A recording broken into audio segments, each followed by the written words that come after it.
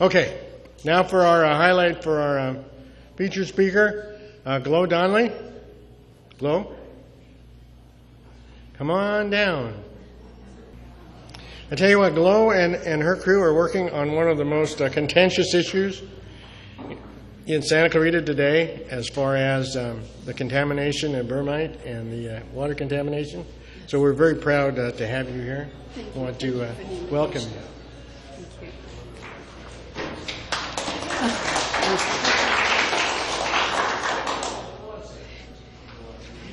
Yes, I'm working on a promised 3 meetings only schedule, so it's very interesting how 3 meetings turn into 6 and 9 and 12 and then community outreach, but it's very important. Thank you so much for the invitation. I really do appreciate it. I know that we're at odds on some things. We have huge problems with the water and with the dirt. And with the contamination that's flowing outside the borders of Bermite.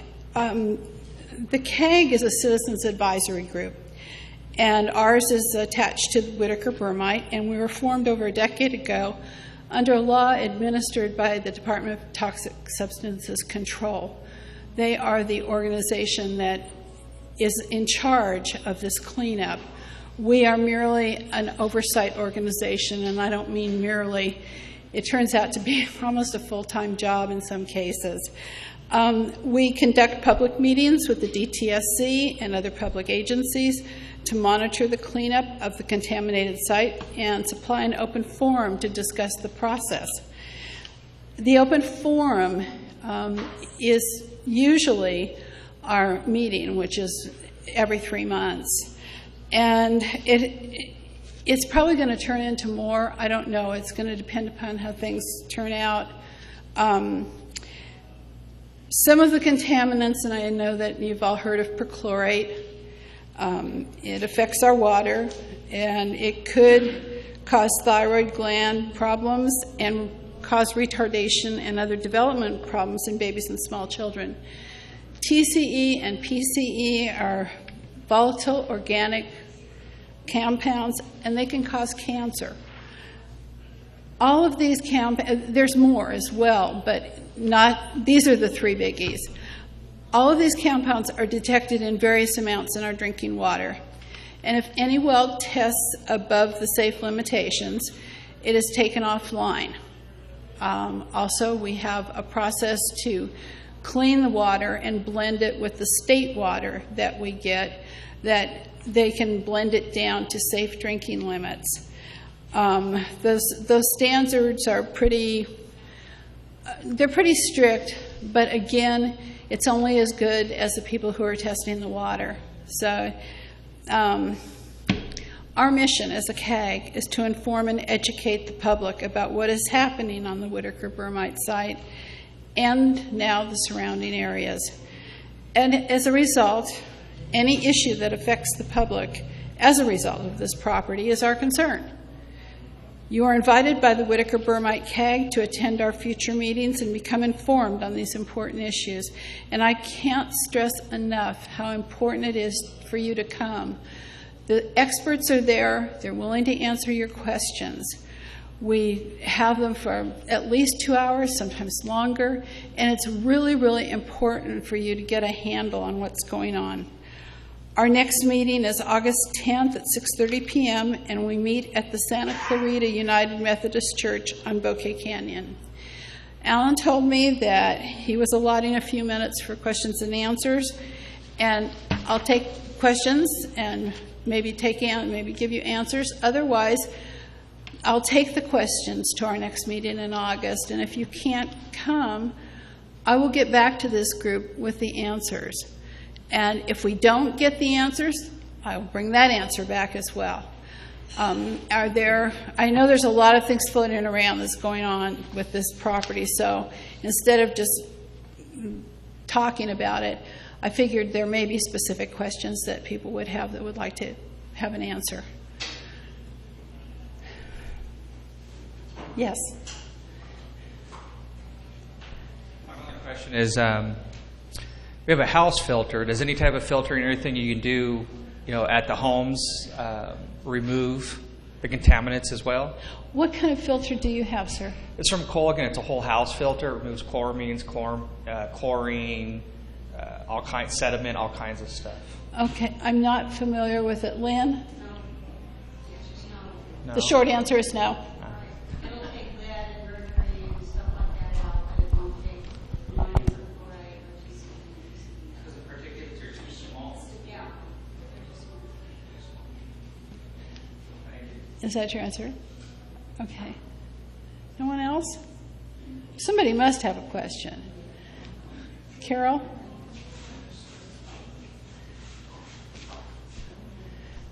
We've been at meetings about this together at Castaic Lake and down at City Council. I am very concerned about how Valencia Water failed to inform the public until almost a year after they had closed this recent well. And I am wondering if your CAG is keeping abreast of, the whole well issue. I did a Freedom of Information Act. I've recently gotten this stuff from Castaic Lake because I had, suspicions and worries that this information was held right before the general plan and the 10-year plan, 5-year plan for the water was made, and which includes Valencia Water being owned by Newhall Ranch, Newhall Land, and so I am concerned about transparency and making sure that the public knows everything about what's going on in this well issue. Carol, I absolutely agree with you. I feel very strongly Newhall Land, I believe, was truly afraid to release the information. I think they've been going through some very major changes. They're owned by 5 hedge funds, so there isn't any one person you can really get to get the answer. Marley used to be our contact, and even calling Marley, you get a very, very soft, I was just not told about it, and I was not told to release the information. So I think that we're going to have to continue to work on that. The CAG has asked the CLWA and the water boards to test these wells, and we said more frequently to be nice, but in my opinion they need to be tested once a month. And I know that nobody agrees with me, and Lynn, you probably don't agree with me either, but we have 12 wells that are threatened. They're on a threatened well list. The first one went down. That was the one that went a year ago. Instead of testing the next one, I truly believe they should test the last one out and see if there is anything in there that plume is taking. If there's nothing, as far as I understand, it's under $100 to test a well.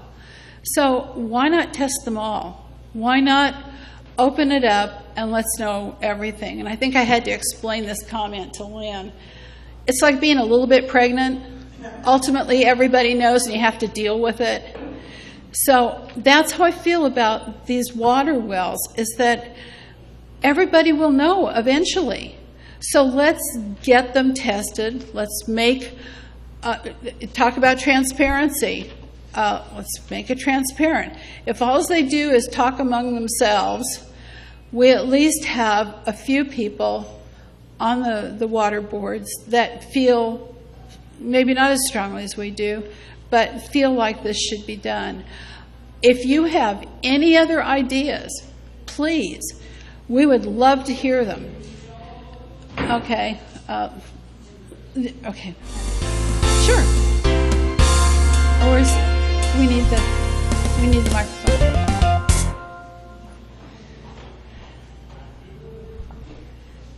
Is there anything that takes everything out of the water, any type of filter that takes every single thing out of the water? I think that Canyon Country.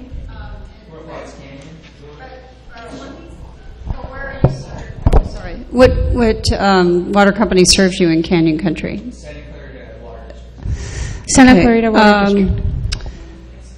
You're probably getting, and you're like up in like Sky Blue or something. Yeah, Canyon Crest. Yeah, you're probably getting served by wells that don't have perchlorate in them anyway. The wells that were, it's hard because of the pollution plume flowing in a certain direction. The wells that were threatened were the deeper aquifer, which is called the Saugus aquifer, and they're mostly wells on the westerly side of the valley. So they're along San Fernando Road, and they're Valencia Water Company wells that go out more towards City Hall. It's going down the river in a westerly direction. And it's really hard because when I talk to people about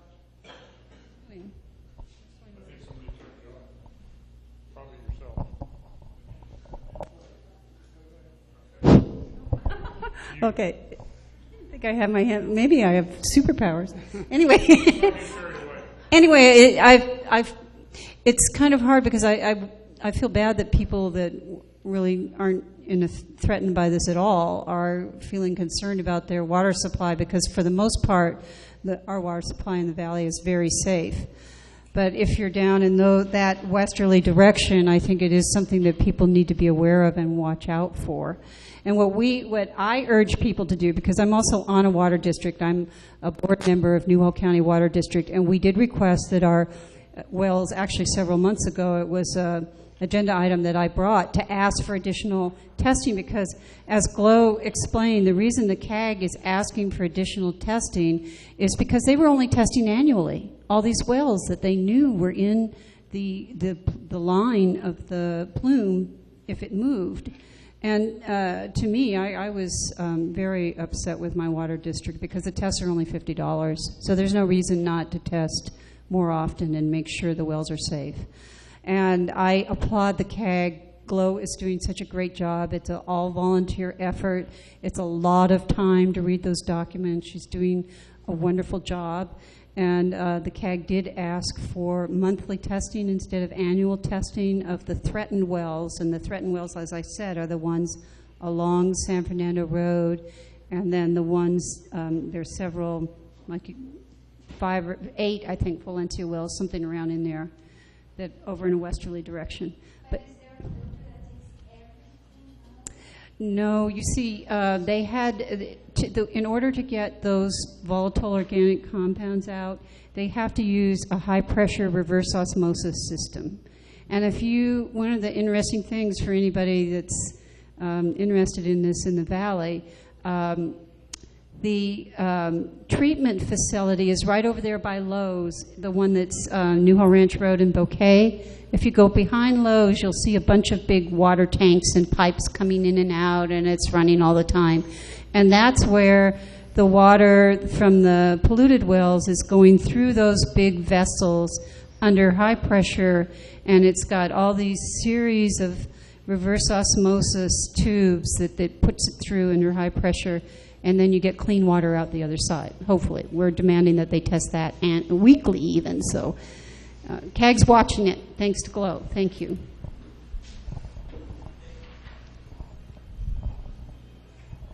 What do they do with the perchlorate they get out?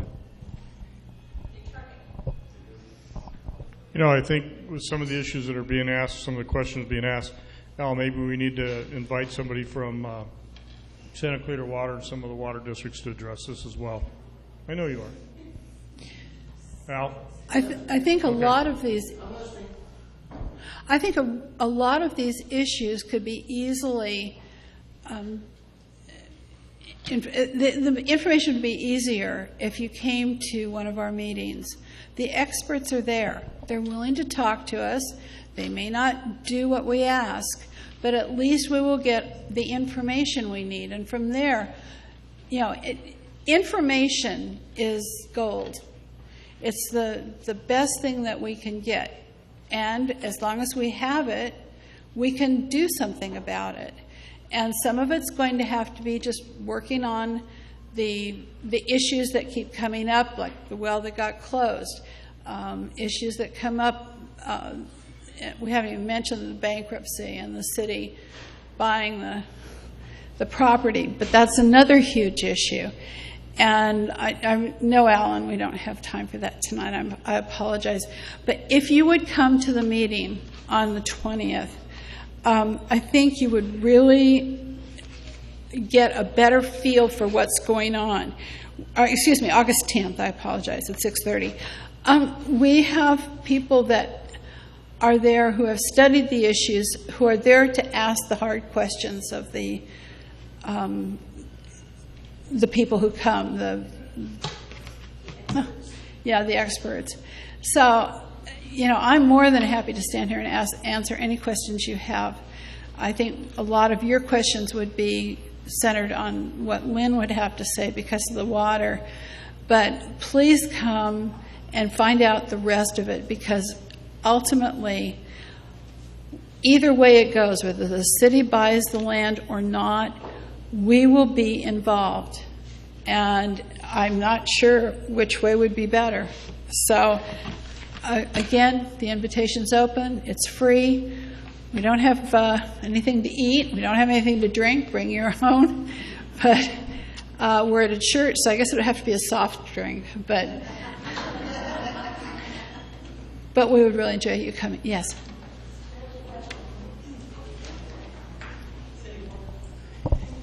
What are they going to do with the housing development on Gliding Way that is now no longer going to be done because of the contamination?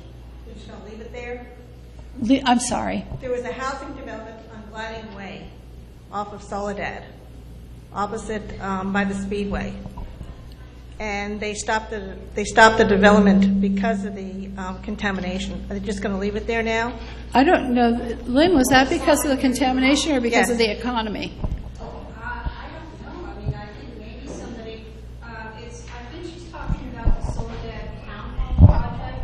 Yeah, it was called Gliding Way. Well, there's 6 homes down there, or 8 homes. Oh, it's a townhome project. It's about 400 units. Is that what you're talking about? Yeah.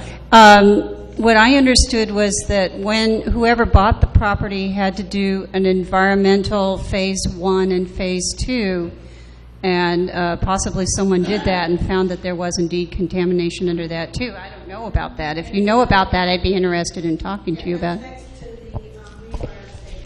Okay. Maybe we can follow up on that. We'll find out for you. Come Absolutely. next month. Next to which Greenbrier? It's next to the Santa Cruz bowling alley. Yes. Soledad Canyon Road. Little gas station. Okay, I know where the street is, but there was nothing built. It was just graded. They just graded it and they were doing water samples. We had the water company come in and give a presentation to our homeowners association, and they said they were just doing water sampling. And me being from New York, I said, I don't buy that. And they said, are you planning to build a housing development there? And they walked out. So you're in Greenbrier. Okay. And they walked out of me after I asked that question, because everybody else counts the same thing. Why are you doing water down for so many years? Well, in my opinion, they should be doing water testing in a lot of places, and I think that we would have a better idea. They started grading it and putting this traffic lights. Yeah, I know that the traffic lights are in, but I don't know. We'll find out. Come on the 10th. Ask them yourself. Okay, is that it? Okay, well, thank you.